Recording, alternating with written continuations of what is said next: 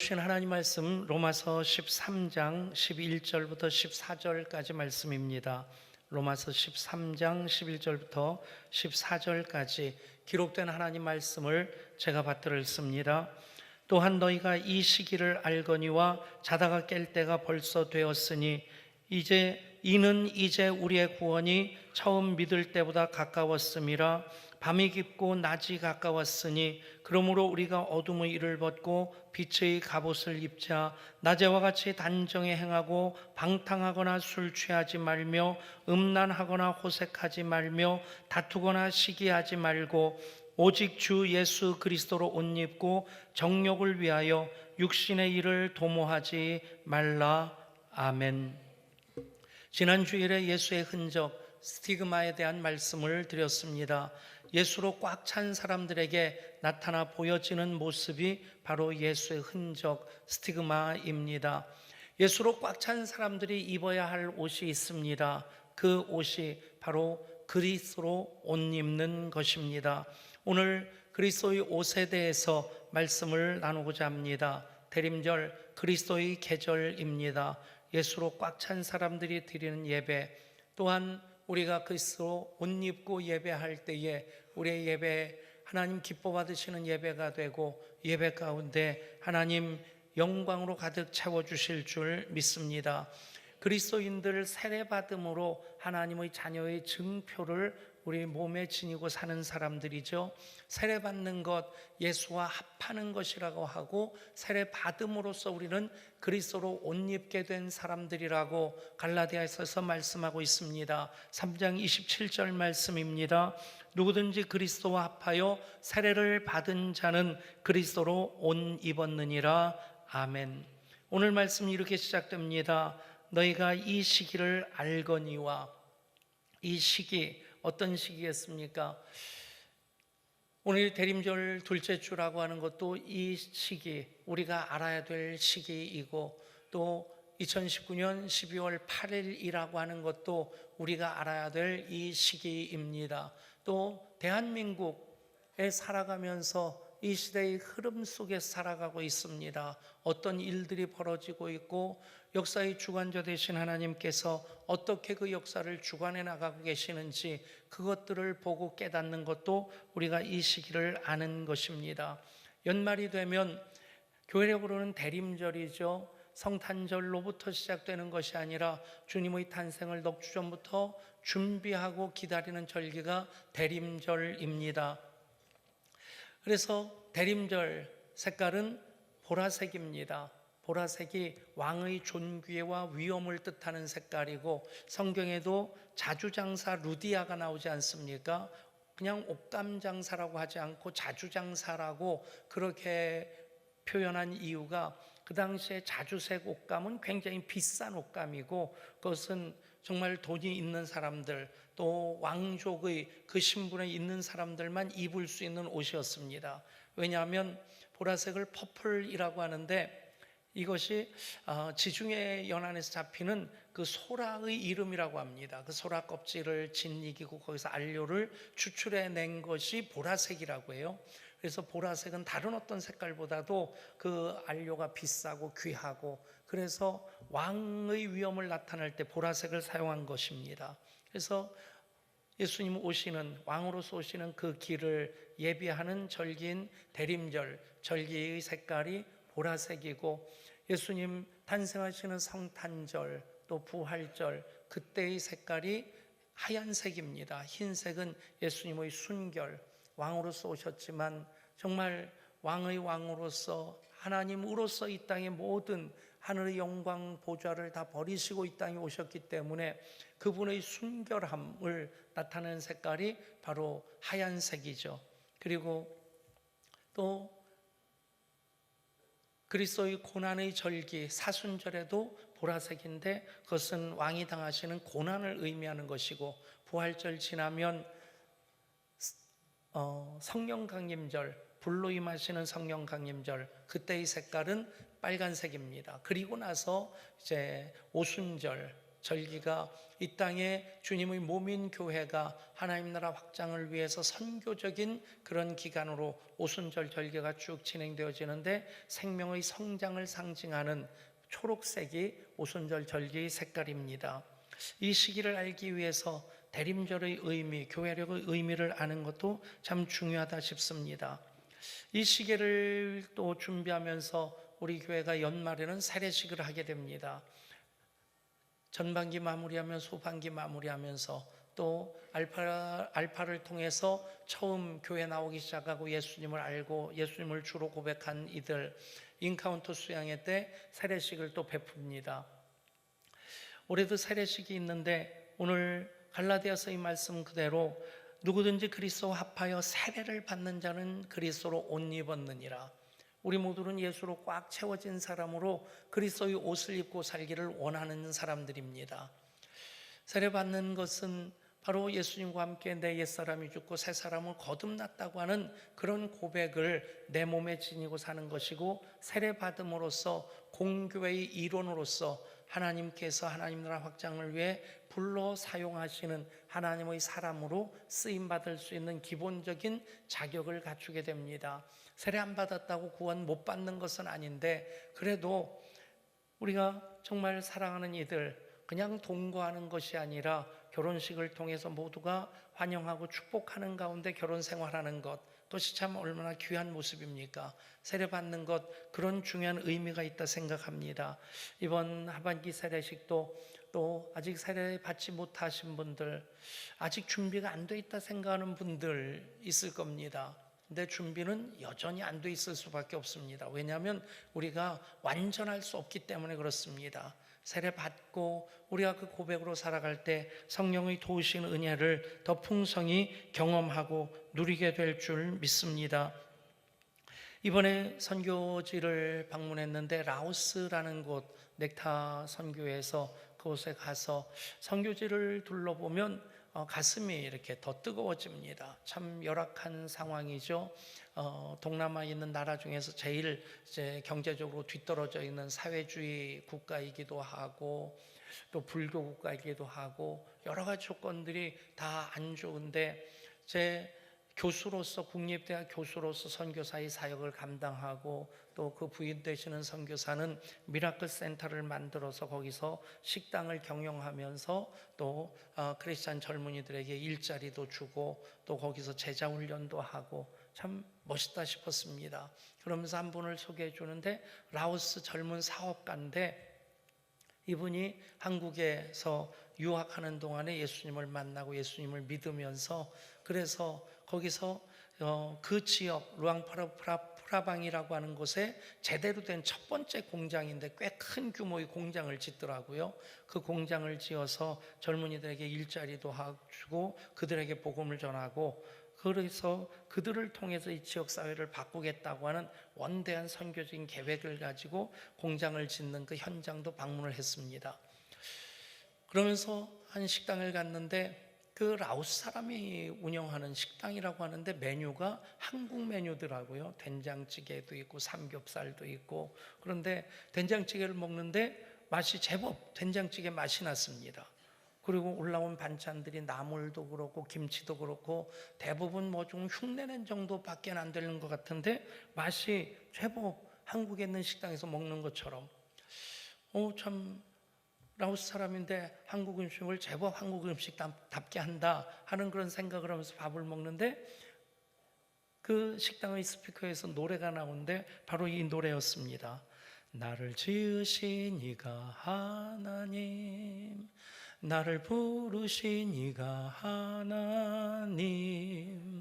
그 창이 나오는데 그냥 앞에 있는 목사님하고 어떻게 라오스 식당에서 공산주의 국가하고 불교 국가인데 찬양이 나오는 거예요. 그러면서 둘이 한 말이, 우리가 기도하는 걸 그 식당 주인이 봤나? 기도하는 걸 보고는 저 사람들 예수 믿는 사람들인가 보다. 그리고 틀어준 줄 알았어요. 어쨌든 찬양과 함께 식사를 하고 그 다음날도 그 식당을 가게 됐는데 그 식당에서 또 그 찬양이 나오는 겁니다. 문득 주인이 크리스찬이 아닐까 하는 생각이 들었고, 그래서 식사하고 나오는데 주인이 한 30세 후반 정도 되는 젊은 여자분이더라고요. 크리스찬이세요? 그러니까 고개를 끄덕거리면서 살짝 얼굴을 붉히는 겁니다. 그 인사를 나누고 그러면서 이렇게 나오는데 제 마음에 떠오르는 찬양이 무슨 찬양이냐면, 아무도 예배하지 않는 그곳에서 주를 예배하리라. 어떻게 보면 교회를 4일 동안 이렇게 다니면서 딱 한 군데 작은 십자가가 꽂혀 서 있는 예배당 하나, 아주 작은 예배당을 본 게 다였어요. 공산주의 국가고 그리고 불교 국가인데 예수 믿는 사람들이 이렇게 거룩한 영향력을 위해서 공장도 세우고 식당도 운영하면서 그렇게 복음을 위해 살아가는 그 모습, 아무도 예배하지 않는 그곳에서 예배하는 이들, 아무도 찬양하지 않는 그곳에서 찬양하는 이들, 여러분, 그것이 복음의 생명의 역사라 믿습니다. 우리가 이렇게 함께 모여 예배할 수 있다는 것 얼마나 기쁜이고 감사한 일인지 오늘 말씀과 더불어 한번 우리가 소중히 여겨야 될 것 아니겠는가. 너희가 이 시기를 알거니와 자다가 깰 때가 벌써 되었나니. 이 시기 2019년 12월 8일 한 해가 저물고 또 한 해를 준비하는 시점이란 얘기입니다. 이 시기 교회력으로 보면 대림절 둘째 주일이란 얘기입니다. 이 시기 2019년 대한민국 백성으로 두 발을 땅에 딛고 살아가는 이 시대의 흐름을 또 우리는 알아야 된다는 얘기입니다. 이 시기의 특징을 오늘 성경에서 두 가지로 얘기하고 있습니다. 첫 번째, 우리의 구원이 처음 믿을 때보다 가까웠습니다. 여러분, 어느 누구도 아니라고 할 수 없는 것, 하루가 천년 같고 천년이 하루 같으신 하나님이시기 때문에 주의 강림이 가까우시다라고 하는 그 고백이 성경에 기록되어 있고 지금까지 2000년이 지났습니다. 그래서 어떤 이들은 예수님의 재림이 없다고 부정하는 사람들까지 생겼습니다. 그 때와 시기는 오직 하나님만 아십니다. 그럼에도 우리가 그렇다고 할 수밖에 없는 것, 주님의 오심이 구원이 처음 믿을 때보다 가까웠다는 것입니다. 또 하나, 밤이 깊고 낮이 가까웠다 말씀합니다. 그렇습니다. 점점 밤이 깊어가고 있습니다.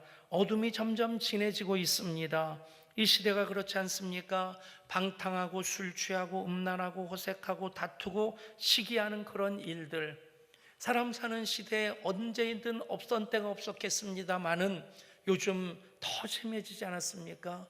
방탕하고 술 취하고 음란하고 다투고 호색하고 시기하는, 더더군다나 요즘은 그런 일들이 어떻게 보면 더 정상적인 것처럼 보여지는 그 시대 속에 우리가 살고 있습니다. 밤이 깊었습니다. 얼마 전에는 고등학생이 담배 피고 있는 것을 지나가던 어른이 좀 나무란 겁니다. 대놓고 말로만 욕한 것이 아니라 이 고등학생이 자기를 담배 피는 거 야단쳤다고 그 집을 찾아가서 문을 발로 차고 그 부인과 또 딸인 여학생을 막 협박을 하고, 여러분, 야단 맞는 게 당연하고 야단 치는 게 당연한데 야단 쳤다고 야단 맞았다고 이제는 오히려 더 협박을 하는 그런 시대가 되었다. 방탕하고 음란하고 호색하는 문제에 대해서 요즘은 법으로 인권이라는 말로 그런 것들을 포장을 하고 있습니다. 심지어는 동성애까지도 그런 것들이 인권이라고 얘기를 못하도록 만들어가는 겁니다. 그 성평등 법이 제정이 되어지면 그 법대로 적용하면 동성애 죄라고 얘기하면 그게 법을 어기는 것이 됩니다. 그러면 고발을 당하고 그러면 벌금을 내야 되는 그런 시대가 올 수 있다는 얘기입니다. 밤이 점점 깊어가고 있습니다. 때때로는 그런 생각도 해봅니다. 이게 사람 사는 사회인가? 이게 대한민국인가? 하는 생각도 듭니다. 그러나 여러분, 성경은 분명히 말씀합니다. 밤이 깊고 낮이 가까웠으니. 여러분, 터널을 지날 때 빛 가운데서 어둠으로 돌아가면 어둠이 점점 진해집니다. 어느 시점이 가장 어두운 때인데 어느 시점이겠어요? 터널의 한가운데 있을 때입니다. 가장 어두울 그때부터 오히려 밝아지기 시작하는 겁니다. 마찬가지입니다. 밤이 깊다는 것만 말씀하지 않습니다. 밤이 깊고 낮이 가까웠으니. 주님의 재림 때가 가까우고 있고 이 마지막 때의 성령의 역사는 더 뜨겁게 역사하고 생명의 역사는 더 충만한 때인 것을 믿으시길 바랍니다. 여러분, 예수 믿는 사람들은 믿음의 눈으로 볼 수 있어야만 합니다. 믿음의 눈이 없다면 정말 불평하고 원망하고 절망하며 살 수밖에 없는데, 그런데 믿음의 눈을 들면 낮이 가까웠음을 보게 됩니다. 진리의 영이신 성령님이 역사하십니다. 그 영의 역사로, 성령의 역사로 오히려 우리는 순결한 하나님의 백성의 삶을 살아가게 됩니다. 요즘 새벽 기도 때 요한계시록의 말씀을 나누고 있습니다. 계시록의 내용을 보면 7인, 7나팔, 7대접, 그래서 엄청난 환난과 핍박, 박해, 또 천재지변 등등이 쭉 이어집니다. 7번만 해도 그것이 감당하기 어렵겠다 싶은데 7인, 7나팔, 7대접, 이 환난이, 박해가, 핍박이 반복될수록 더 심해지고 더 심해지고 더 심해진다. 여러분, 이단들은 거기에만 초점을 맞춥니다. 그래서 이런 시대이기 때문에 우리 집단으로 들어와야지 안전할 수 있고 구원을 받을 수 있다. 아닙니다. 요한계시록의 전체의 내용은요, 여러분, 예수님이 교회 가운데 함께 계시고 교회 가운데 함께 하시는 그들로 처음 보게 하시는 것이 무엇이냐면 4장 5장에서 천상의 예배 장면을 보게 하십니다. 보좌에 앉으신 이와 어린 양이 계시고 그 앞에 네 생물과 24장로가 모자를 벗어서 경배하고 수많은 천군 천사들이 찬양할 때에 그 찬양이 구원받은 모든 이들 14만 4천 명 임받은 자들, 그런 구원받은 구원의 표시를 지니고 있는 그 사람들이 천군 천사와 함께 화답하는 그 장면이 바로 요한계시록에 나오고 있습니다. 그것을 보지 못하고 단지 그냥 7인, 7대접, 7나팔만 얘기하면 가장 중요한 본질을 놓치는 게 됩니다. 그러면서 가장 중요한 흐름이 쭉 이어지는데 그 환난과 핍박 가운데서 예배가 이어지고 있다는 것입니다. 천상 예배에서 불려지는 찬양이 어떤 것입니까? 5장 9절과 4장 8절 말씀입니다. 네 생물은 각각 6날개를 가졌고 그 안과 주위에는 눈들이 가득하더라. 그들이 밤낮 쉬지 않고 이르기를 거룩하다 거룩하다 거룩하다 주 하나님 곧 전능하신 이여 전에도 계셨고 이제도 계시고 장차 오실 이시라 하고, 찬송가 8장의 가사 아닙니까? 거룩 거룩 거룩 전능하신 주님, 이른 아침 우리 주를 찬양합니다. 이어서 찬송이 또 이어집니다. 5장 9절 10절입니다. 그들이 새 노래를 불러 이르되 두루마리를 가지시고 그 인봉을 떼기에 합당하시도다. 일찍이 죽음을 당하사 각 족속과 방언과 백성과 나라 가운데서 사람들을 피로 사서 하나님께 드리시고 그들로 우리 하나님 앞에서 나라와 제사장들을 삼으셨으니 그들이 땅에서 왕노릇 하리로다 하더라. 큰 음성으로 이르되 죽임을 당하신 어린 양은 능력과 부와 지혜와 힘과 존귀와 영광과 찬송을 받으시기에 합당하도다 하더라. 아멘. 그 찬양 우리가 함께 하지 않습니까? 죽임 당하신 어린 양 모든 족속과 방언 백성과 나라 가운데서 우리를 피로 사서 하나님께 드리셨네. 죽임당하신 어린 양 능력과 부와 지혜 힘과 존귀와 영광 찬송 받으시기에 합당하신 어린 양. 이어서 또 천군 찬사의 찬양이 울려 퍼집니다. 5장 13절입니다. 내가 또 들으니 하늘 위에나 땅 위에나 땅 아래와 바다 위에와 또 그 가운데 모든 피조물이 이르되 보좌에 앉으신 이와 어린 양에게 찬송과 존귀와 영광과 권능을 세세토록 돌릴지어다. 아멘. 보좌에 계신 이와 어린 양께 찬송과 존귀와 영광과 능력을 세세토록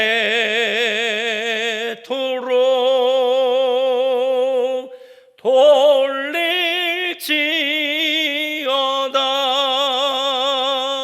아멘. 여러분, 우리 하나님께 영광의 박수 올려드리죠.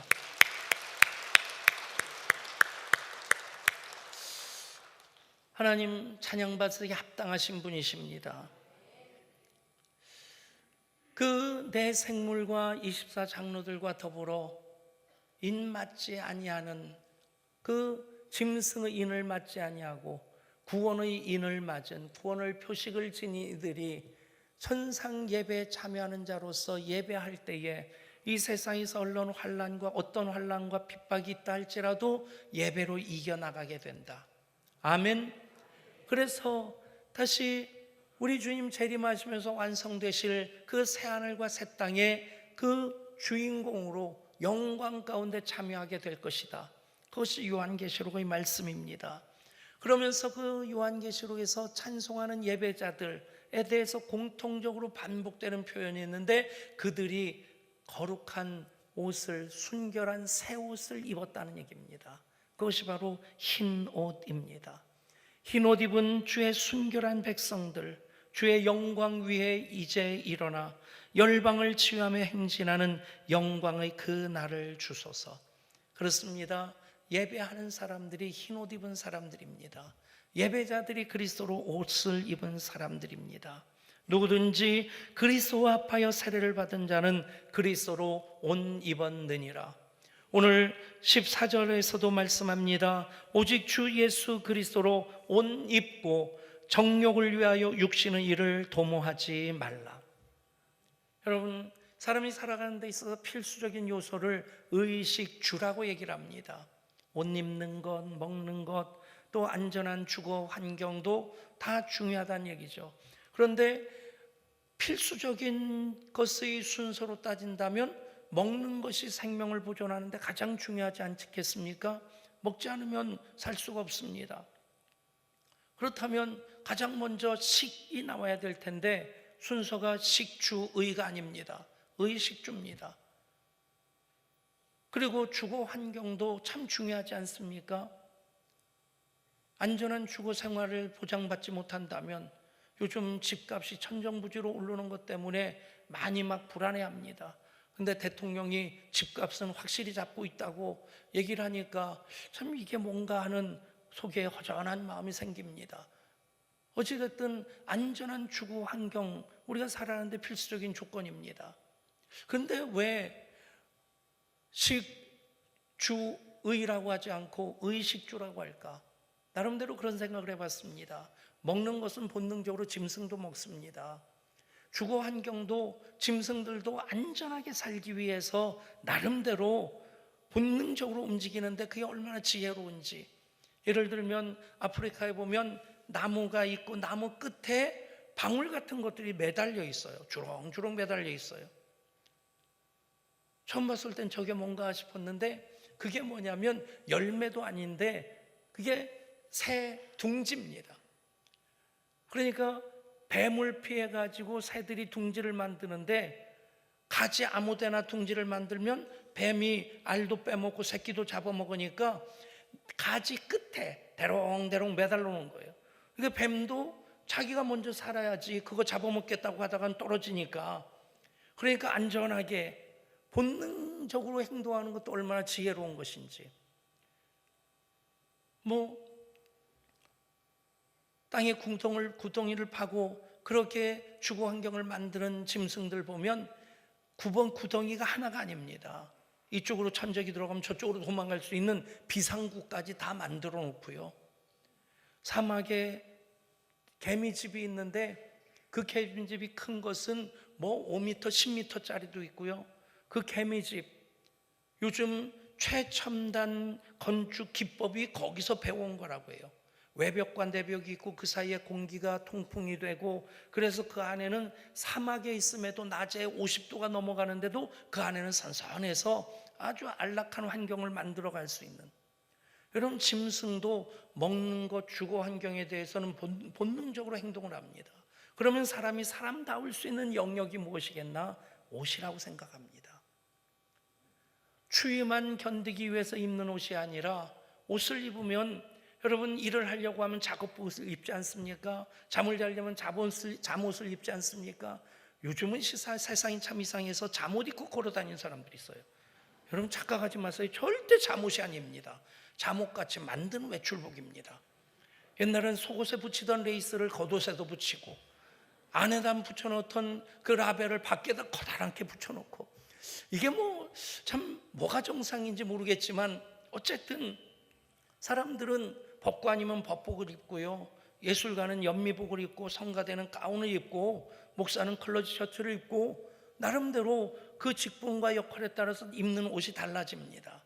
그렇다고 한다면 여름에는 여름 옷을 입어야 되고 겨울엔 겨울 옷을 입어야 되는 것처럼, 예수 믿는 우리들, 이 시기를 아는 사람들로서 예수로 꽉 찬 사람으로 살기 원하는 우리들이 입어야 될 옷이 무엇이냐? 바로 그리스도로 옷 입는 것입니다.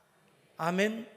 돈 비싼 값비싼 명품 옷이 아닙니다. 화려한 옷이 아닙니다. 그러나 우리가 그리스도인이라고 하는 것을 증거하기 위해서, 나타내기 위해서, 이 세상은 방탕하고 술 취하고 음란하고 호색하고 다투고 시기하는데, 어떻게 하면 이 밤이 깊은 세계에서 낮이 가까웠음을 선포하는 사람이 될 수 있을까? 낮에와 같이 단정히 행하며 살 수 있을까? 그 전제 조건이 바로 주 예수 그리스도로 옷 입는 것이 됩니다. 여러분, 가끔 고속도로 휴게소에 들어가 보면 승복을 입고 있는데 핫바를 먹는 그런 분들을 봐요. 아주 맛있게 잘 드시더라고요. 우리 교회에서 예수 믿기 전에 절에서 일했던 분, 집사님 계신데, 우리 설교가 이게 인터넷으로 나가서 그 다 공개할 수는 없는데 아주 유명한 절인데, 그 마을에 굉장히 유명한 보신탕집이 있답니다. 근데 뒷문 열고 들어오면 그분들만 먹는 은밀한 거처가 있다고. 여러분, 승복을 입었으면 정말 스님처럼 살아야 되지 않습니까? 우리도 마찬가지입니다. 그리스도로 옷 입었으면 그리스도인처럼 살아야 되는 겁니다. 그것이 예배자고, 그것이 예배자의 삶입니다. 우리가 그리스도로 옷 입고 살면 누가 보더라도 언제 어디서든지 저 사람 예수 믿는 사람이구나, 그렇게 보여줘야 되는 겁니다. 한 자매가 목사님에게 상담을 하면서 결혼을 약속했던 남친하고 헤어지게 됐노라고. 내용인즉슨 그 남자친구가 이제 같이 자자고 요구를 하더라는 거죠. 우리가 결혼하고 나서 그렇게 부부의 관계를 가지면 그것이 좋지, 그것은 내 신앙 양심상 허락하지 않는 것이다. 그랬더니 남자가 화를 내고 나갔고 그것으로 인해서 결국에는 결별하게 되었다. 자매가 그렇게 얘기하더랍니다. 하나님 뜻대로 사는 것이 이렇게 어려운 건가요? 한 형제가 어렵게 이력서를 냈고 한 회사에서 와서 면접을 보라고 연락을 받았는데 면접관이 묻더랍니다. 이력서에 종교 기독교라고 써 있으니까 기독교인이냐고. 예, 크리스찬입니다. 그랬더니 이런 말을 하더랍니다. 우리 회사에서 일을 하다 보면 기독교인으로서 하지 않아야 될 일도 해야 될 때가 있는데 그러면 어떻게 하겠느냐. 그래서 이 형제가 대답했답니다. 저는 하나님께서 하라는 대로 하시라는 대로 하겠습니다. 그런데 불합격 당했다는 겁니다. 여러분, 그리스도인으로 살면, 그리스도로 옷 입고 살면 불이익도 당합니다. 손해도 봅니다. 억울한 일 당할 수 있습니다. 그러나 하나님이 사랑해 주시고 하나님이 보장해 주십니다. 불편하다고, 손해본다고, 그래서 우리는 그리스도 옷을 벗어버리고 예수 안 믿는 것처럼 살 때가 얼마나 많습니까? 여러분, 우리 모두의 소원이 무엇입니까? 예수로 꽉 찬 사람 되기를 원하는 것입니다. 그래서 나타나는 것이 예수의 흔적, 스티그마라고 한다면 이 시기를 알아야 되는 우리들인데, 이 시기가 교회력으로는 대림절 둘째 주고 또 2019년 12월 8일이고, 그리고 이 시대 열강의 틈바구니 속에서 남북이 군사적으로 대립을 하고 있고, 또 남한에서는 또 진영 논리로 그렇게 싸우고 있는 이 시대 속에 살아가는 우리들, 이 시기를 알아야 되는데, 우리로 하여금 오늘 말씀이 요구하는 것은 무엇입니까? 술 취하고 방탕하고 호색하고 음란하고 시기하고 다투는 것, 그런 거 하지 말고 오직 낮에와 같이 단정히 행하고 주 예수 그리스도로 옷을 입으라. 여러분, 이 시기를 아는 자로서 예수로 꽉 채운 사람들일 수 있기를 축복합니다. 예수로 꽉 채운 우리들, 그리스도인이라는 이름을 가지고 있고, 그래서 그리스도인으로서 그리스도의 옷을 입을 때 우리는 하나님 영광 위한 삶을 오늘도 계속해서 예배자로서 이어 살게 될 줄 믿습니다. 하나님, 너희가 이 시기를 알거니와 이 시간과 공간 속에 살아가는 우리들입니다. 그 속에서 보여지는 것, 방탕하고 또 술 취하고 음란하고 호색하고 다투고 시기하는 모습들, 밤이 깊었습니다. 그러나 또 낮이 가까웠습니다. 낮에와 같이 행하는 우리들 되게 하여 주시고, 그럴 수 있도록 그리스도로 옷 입고 살게 하여 주시옵소서. 우리 주 예수 그리스도 이름으로 간절히 기도드리옵나이다. 아멘.